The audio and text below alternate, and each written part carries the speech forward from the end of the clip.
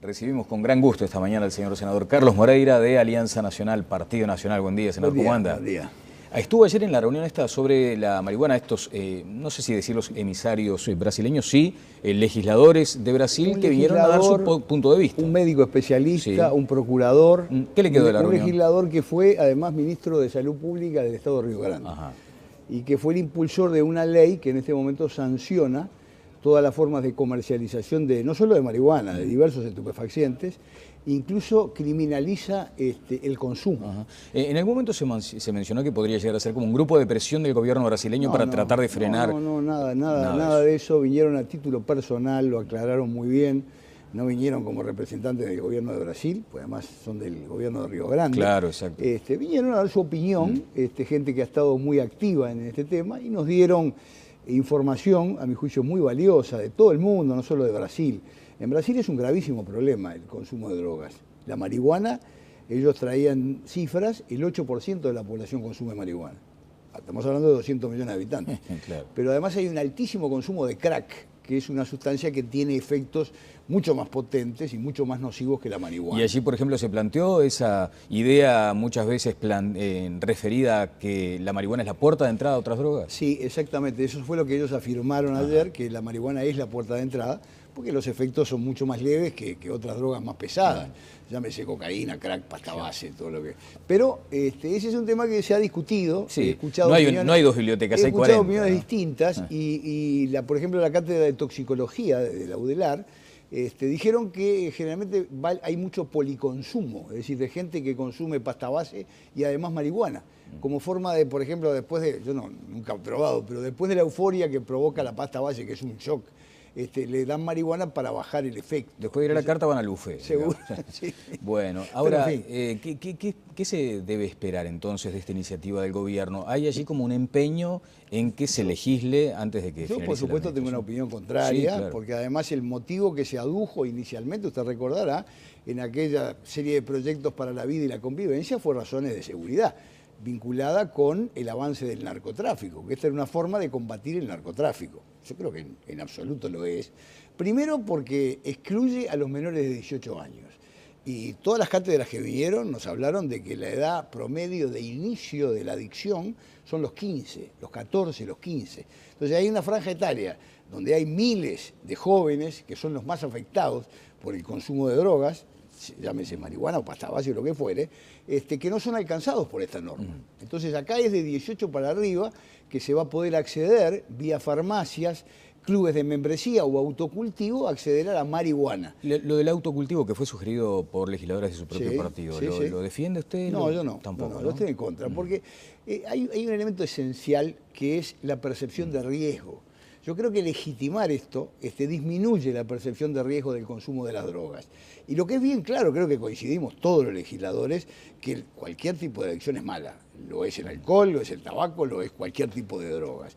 Entonces, cuando siente que eso es legítimo, que se puede hacer, que usted puede ingresar en una farmacia del barrio y comprar 40 gramos, usted dice, no, esto no está mal, no me va a hacer daño. Ajá. Y ese es el problema. Bueno, vamos a esperar a ver qué camino transita esta iniciativa del gobierno. Si me permite, señor senador, me convoca el móvil satelital. Allí está Miguel Chagas en el barrio de Santa Catalina respecto a esta situación de alta tensión. Después me gustaría contar con su opinión naturalmente. Miguel, adelante.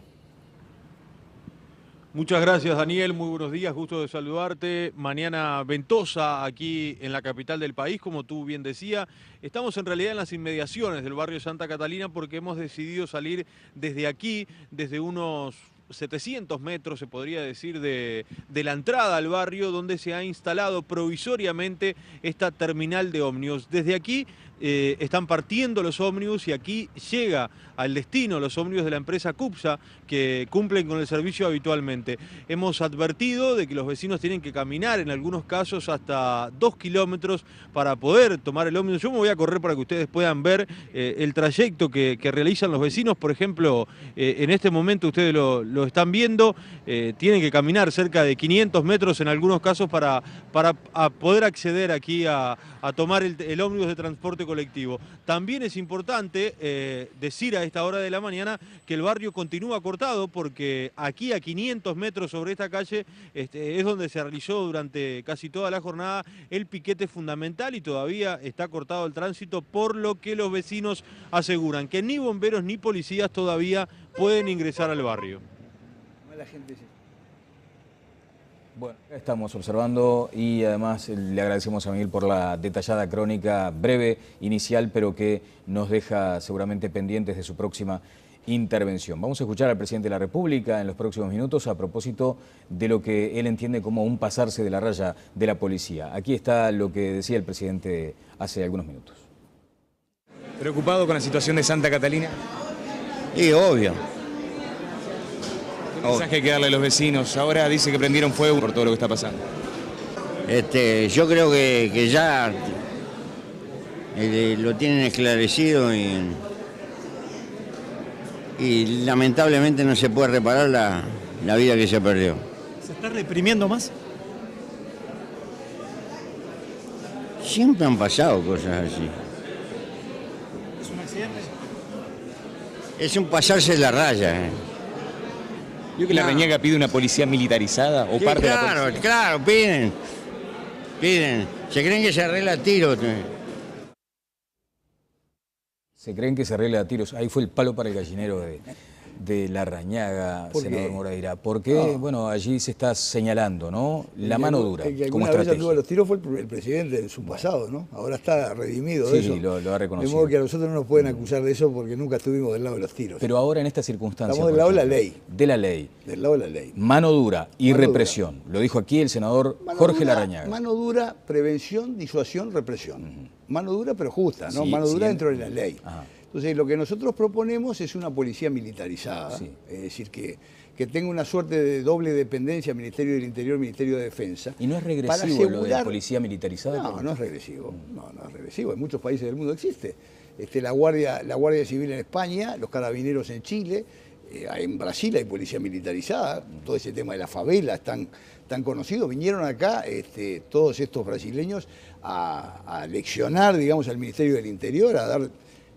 Yo no digo si es que sea un ejemplo o no sea un ejemplo. Yo digo que la presencia permanente, la prevención y la disuasión son más evitan la represión. Es decir, cuando usted tiene policías en la calle, nadie le anda rompiendo el vidrio del auto ni lo anda robando a usted en la calle, porque eso disuade.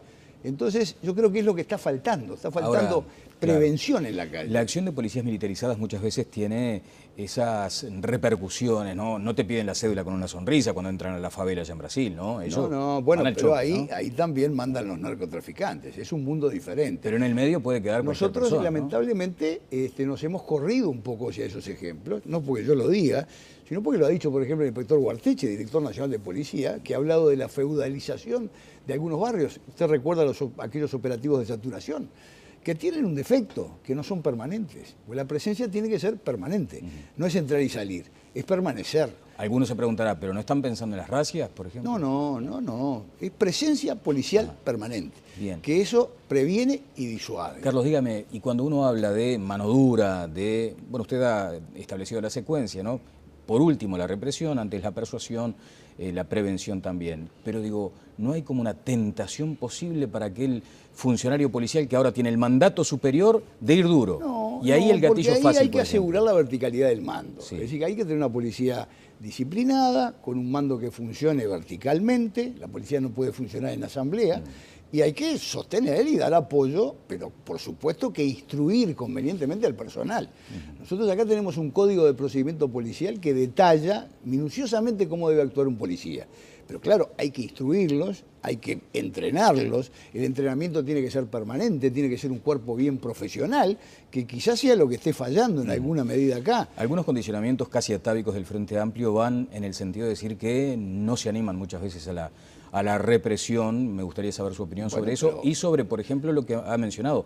¿La verticalidad del mando está comprometida en esta administración? Bueno, yo no sé si está comprometida, yo creo que está un poco debilitada. Yo creo que incluso las propias expresiones del ministro, cuando habla de la corrupción generalizada, creo que eso es un error. ¿Y es ese asunto vinculado a lo ideológico Eso también? desmoraliza mucho a las fuerzas policiales. Aunque este ministro es mucho más pragmático que los anteriores del Frente Amplio, reconozco que lo es, pero también a veces tiene expresiones que no motivan al cuerpo policial, no lo estimulan al cumplimiento de su deber. Entonces yo creo que ahí se falla. Yo creo que en ese sentido el jerarca máximo, que lo es el ministro, tiene que estar permanentemente detrás. ¿Y el ministro político manda realmente en la policía? El ministro puede mandar en la policía rodeado de profesionales, naturalmente. Digo, no puede estar comandando un operativo, sin ninguna duda, porque para eso están los profesionales de la policía. ¿Pero qué le dice su experiencia, por ejemplo, cuando el poder político imparte una orden? Muchas veces es bravo. Hay que seguirla la orden, ¿no? En todos lados hay que seguirla. Hay que seguirla en las intendencias, hay que seguirla en los ministerios, en todos lados hay que seguirla. Pues se pierden en los vericuetos de la burocracia. Usted sabe que es así. En este país es así muchas veces. Hay que seguirla y hay que trabajar mucho, hay que estar permanentemente en eso y hay que rodearse bien. Eso es fundamental. Bueno, el propio presidente de la República en su momento, el ministro Bonomi, hablan de, creo que algo así como 300 destituciones por año, ¿no? Un policía por día. Pero ¿eso no es depurar también el cuerpo? Son 30.000 funcionarios policiales, son 31.000, no son tantos 300.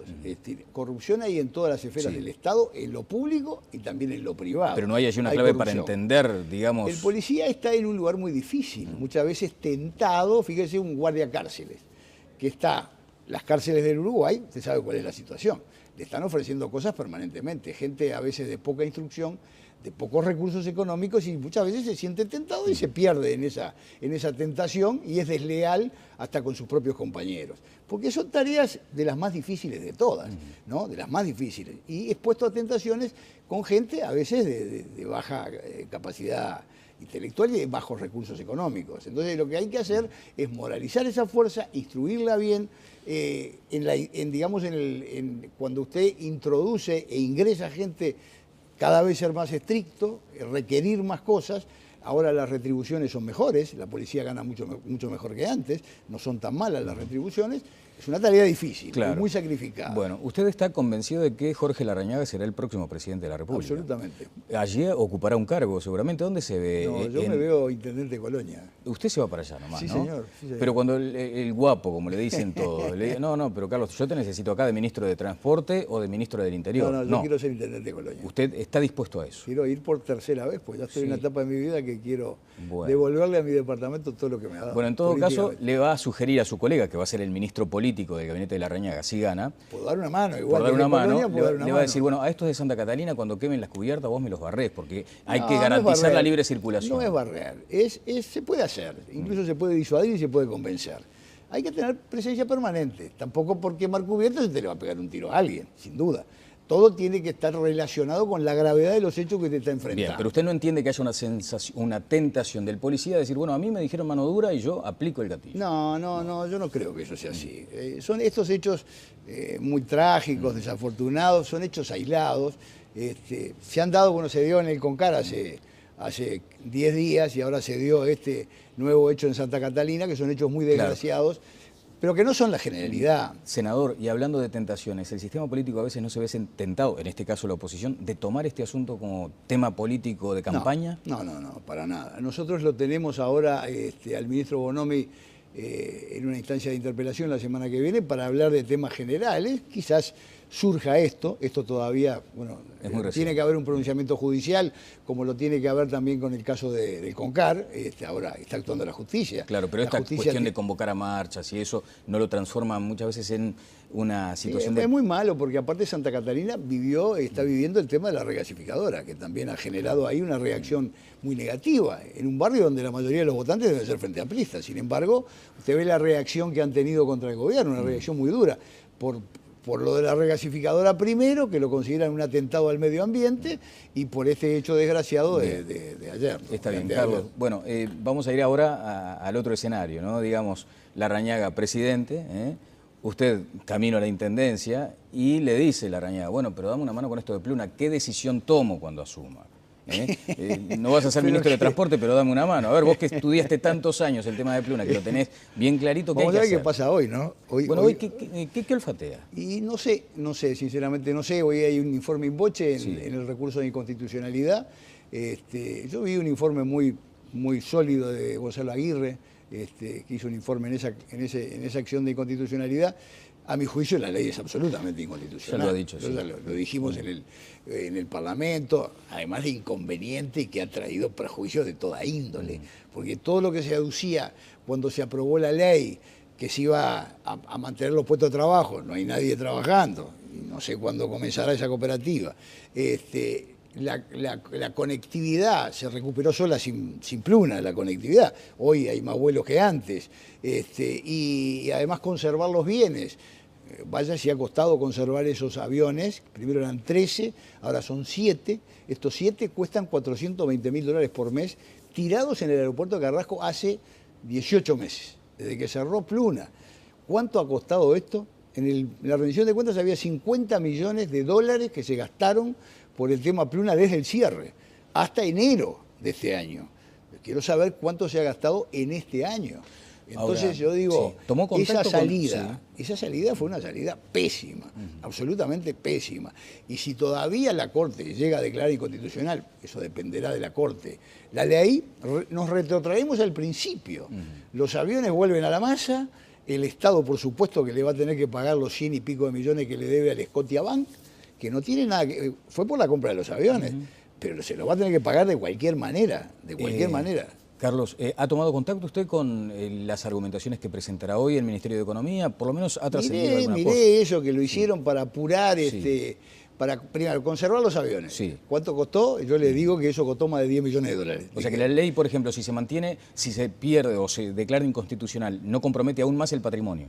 El patrimonio ya está comprometido porque el Estado al Scotiabank, que le sacó aquella garantía que nunca la pudieron explicar, el vicepresidente de la República, Astori, fue factor fundamental y la defendió siempre, que el Estado saliera garante del precio de compra de todos los aviones cuando teníamos el 25% del negocio, una cosa increíble, que hoy le vamos a tener que pagar hasta el último dólar a ese banco canadiense, al Scotiabank. Hay un aspecto vinculado a la argumentación que hoy presentará in voce, además el abogado que Sí, redactó, Olivera García. Olivera García. Abogado de Campiani, abogado del Estado, abogado de Pluna Autónoma, abogado en todos lados, notable. No, se ve que es ha muy, jugado en todas las canchas. Se ve que es muy bueno. En todas las entonces, canchas, ¿no? muy bueno, un buen comercial. Alta calificación. Pero dice, por ejemplo, en un aspecto de lo que será hoy la argumentación del Ministerio, la ley es de interés público, por lo cual se pueden establecer restricciones a los derechos de propiedad, seguridad e igualdad en razón de la defensa del interés general. ¿No hay ¿Y allí cuál es entonces el una interés clave? general? Y bueno, el interés de la ciudadanía, de la gente, justamente ¿Cuál? del país, de decir, bueno... Ningún interés general. A La ver. conectividad no voló más. Hace 17 Pero vayamos a meses lo que se patrimonial. cerró. Los trabajadores se le están pagando, se le ha pagado su despido, fuente de trabajo, ninguna todavía, ninguna. Hay un proyecto, solo un proyecto. De modo que eso tampoco se aseguró. Ahora, hay 279 demandas laborales contra el Estado, le pasó el dato. Deben ser 30 y pico de millones de dólares acá en el Uruguay, ahí en la Argentina y en el Brasil. Mire el interés general, ahí está el interés general. Ha costado un platal mantener eso, un platal el fideicomiso. Sigo buscando el interés general. Dice que se hizo para acelerar el proceso. Usted recordará la parodia de subasta que se organizó con el Hernán Antonio Calvo. Interés general, Hernán Antonio Calvo. No descubro el Claro, interés no, general. yo me pregunto y le pregunto, porque además es un tema de altísima complejidad. ¿Usted cuánto tiempo estuvo Y estudiando en este el asunto? 2007 empecé. Claro, son un lote de años, ¿no? Nos Y lleva a venimos muchos una gran alertando, ventaja. Venimos alertando Claro, sobre eso. pero lo Nunca que nos yo dieron- entiendo es que la ley permite asumir posiciones estatales para preservar el interés general, o sea, No. a futuro. Es todo lo contrario. A ver. Es exactamente todo lo contrario. Por eso le digo, el interés general, ¿cuál era? La conectividad con Pluna volando. No voló nunca más. Fuente de trabajo. No hay nadie trabajando, salvo los que hacen el mantenimiento de los aviones. Y asegurar el mantenimiento de los aviones. Usted sabe que si hubieran ido a la masa, el síndico del concurso pudo haberlos rematado hasta en forma extrajudicial, porque hay un artículo de la ley de concursos que permite una ejecución inmediata cuando hay riesgo de deterioro. Fíjese, llevamos 17 meses manteniéndolos. Mientras tanto, subasta, Hernán Antonio Calvo, aval del Banco República, todo ese escandalete, ¿no? Escandalazo, no escandalete. Y lo hubieran dejado en la masa, los hubieran rematado a los 3 meses. De modo que riesgo de deterioro no había. Dice que la masa no tiene dinero, los síndicos no tienen dinero para mantener los aviones. He obtenido información que tienen en este momento $4 millones los síndicos para mantener perfectamente los aviones y llevarlos a remate. De modo que también es falso ese argumento. Bueno, es falso. Vuelvo sobre el mismo punto. A futuro, ¿no era posible en todo caso un rediseño de la estrategia para preservar el interés general, que es negociar la conectividad que debe tener ALASU? ¿Usted piensa que ALASU va a volar? La negociaron. Sí, ¿va a volar ALASU? No lo sé. La verdad que no lo sé. En este escenario. Pero si ahora declaran inconstitucional la ley, lo veo difícil. Sí, claro. Lo veo difícil. Si no la declaran inconstitucional, es probable que sí, porque el Estado le va a dar dinero, le va a dar 3 aviones y empiezan a pagar a los 3 al 4.º año.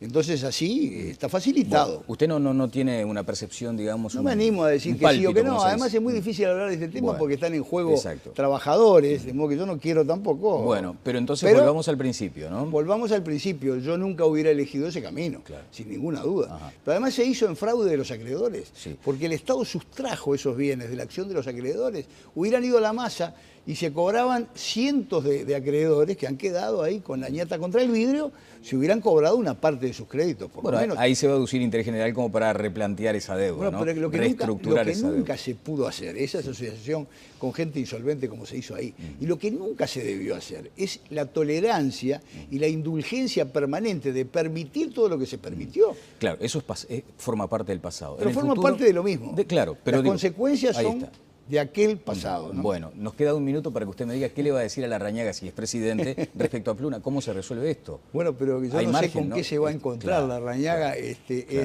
en marzo del 2015, con qué se va a encontrar con este tema que no deja de todos los días de llevarnos sorpresas y nunca agradables. ¿La justicia, desde su punto de vista, está actuando con la celeridad que corresponde o acaso con la necesaria... tomándose los tiempos necesarios, espera que vaya a haber una decisión? A todos los uruguayos y a todos los que somos abogados, yo soy un viejo abogado de muchos años, nos hubiera gustado que hubiera más prontitud en un pronunciamiento a favor o en contra. A su vez el tema es muy delicado, ¿no? Son temas delicados, son temas complejos, delicados, hay muchas cosas en juego, no hay ninguna duda. Fíjese que en la causa penal, por ejemplo, está indagado nada menos que el ministro de Economía y el presidente del Banco de la República. Yo entiendo que es un tema de extrema delicadeza y bueno. Bueno, seguro que entonces será intendente de Colonia, ya que estamos hablando del futuro. Sí, espero que sí. Bueno, si la gente me vota. Estas cuestiones, estos comentarios, estas versiones y además estas informaciones sobre situaciones complicadas en la Intendencia de Colonia, ¿cómo le afectan personalmente? No, yo espero que, bueno, ahí la justicia es la que yo no me animo a opinar sobre un tema que no conozco, es un presumario secreto, hay un pedido de una acusación fiscal, pero de verdad no quisiera dar opinión sobre ese tema, es un tema de la justicia. ¿Se queda en esa? Me quedo en eso. Pero como ciudadano de allí de Colonia, ¿qué advierte? Bueno, la gente, además. Preocupa, la gente observa esas cosas. Esas cosas nunca son positivas desde ningún punto de vista, ¿no? Sin ninguna duda, es un tema. ¿Y el signo político del gobierno departamental no le condiciona a usted? No, en Colonia existe una larga tradición y una buena tradición de que gane el Partido Nacional. Desde el 58 que venimos ganando las elecciones departamentales. O sea que lo da como un hecho histórico. Pero... Mire, ¿sabe lo que hay? Es notable la competencia que surge. Ya ahora hay, no sé, pero debe haber 9 candidatos a intendente del Partido Nacional en Colonia. El Partido Nacional tiene un dinamismo y una sana competencia que lo hace difícil de derrotar. No digo que es invencible. Yo le tengo mucha fe. Pero usted qué me dice, por ejemplo, un intendente de Colonia va, se lleva hasta la última computadora para la casa, pero como hay una trayectoria histórica... No, pero no fue este caso. pero me estoy refiriendo al extremo. Este caso fue el tema de patentes. Sí, exacto, pero me voy al extremo. Por supuesto que cualquier... daña de cualquier manera. Claro, cualquier mala gestión, sobre todo si linda con la corrupción, compromete también al partido, no hay ninguna duda. Yo no quiero corrupción en mi partido, yo quiero un partido transparente. Yo me puedo ufanar de haber hecho una gestión de esa naturaleza durante 10 años. Yo lo que hice en algún momento fue denunciar a alguien por difamación, porque me acusó de cosas que yo no había hecho, y lo hice 2 veces. De modo que en eso mantendremos en alto las banderas y creo que nos va a ir muy bien. Bueno, muchas gracias, Carlos, como siempre. El señor senador Carlos Moreira del Partido Nacional, del sector Alianza Nacional. Pausa y seguimos en Telebuen Día.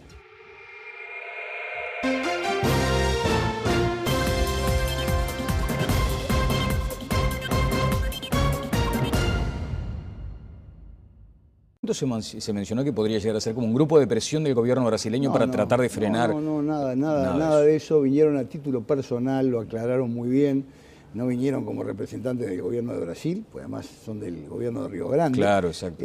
Vinieron a dar su opinión, gente que ha estado muy activa en este tema, y nos dieron información, a mi juicio, muy valiosa de todo el mundo, no solo de Brasil. En Brasil es un gravísimo problema el consumo de drogas. La marihuana, ellos traían cifras, el 8% de la población consume marihuana. Estamos hablando de 200 millones de habitantes. Claro. Pero además hay una... Recibimos con gran gusto esta mañana al señor senador Carlos Moreira de Alianza Nacional, Partido Nacional. Buen día, senador. ¿Cómo anda? Buen día. Estuvo ayer en la reunión esta sobre la marihuana, estos, no sé si decir los emisarios brasileños, sí, legisladores de Brasil que vinieron a dar su punto de vista. Un médico especialista, sí. Un procurador. ¿Qué le quedó de la reunión? Un legislador que fue además ministro de Salud Pública del Estado de Río Grande. Ajá. Y que fue el impulsor de una ley que en este momento sanciona todas las formas de comercialización de, no solo de marihuana, de diversos estupefacientes, incluso criminaliza el consumo. Ajá. En algún momento... Vinculada con el avance del narcotráfico, que esta era una forma de combatir el narcotráfico. Yo creo que en absoluto lo es. Primero porque excluye a los menores de 18 años.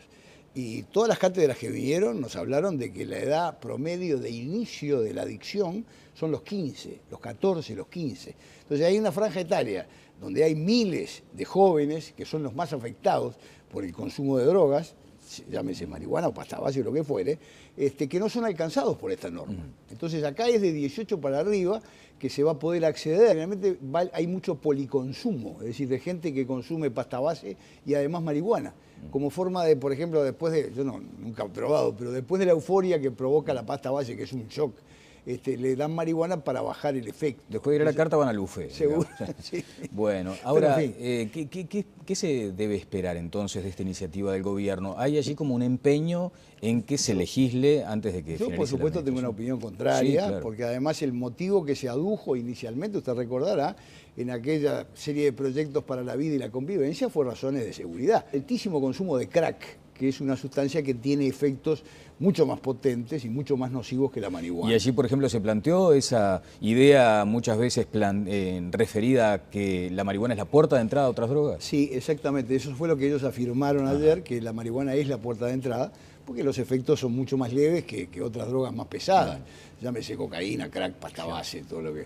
Pero ese es un tema que se ha discutido. Sí. He escuchado no hay dos bibliotecas, hay 40. He escuchado opiniones distintas y por ejemplo, la cátedra de toxicología de la UDELAR dijeron que